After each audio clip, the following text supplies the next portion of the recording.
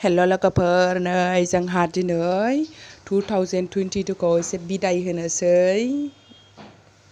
बेनिनो दिनै नै आङो फुलकबि मटर गाजर बिन्स आलु एसे सबजि संनोसै टमेट' होनानै नै बे अमा देसिखौ हांगोनसो एसे रुनानै हांनोसै ओमफ्राय नैबे चिकेनखौ 1 घन्टा लगायनानै दोनखाबाय दा बेखौ चिकेन कारि संनोसै बिदिब्ला नोंथांमोना नायलांबाय थादो आङो संलांनोसै दाना मोनखांजोब्बाय जानाय लोंनायनि लाहार फाहार खालामबाय नै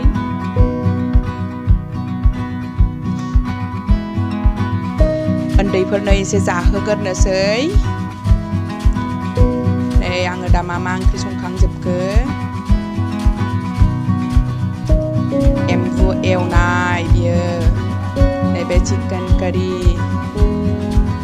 नैबेयो फुलकबि आलु सबजि नैबे नाफाम बाथोन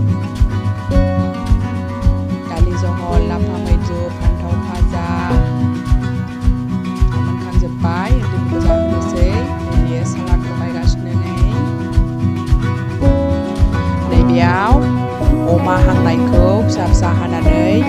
लेबु होनानै आराम पियास बानलु होनानै लगायबाय नै माखासेया फारौ हांगासिनो दङ बेखौबो फिसा फिसा हानानै लगायनोसै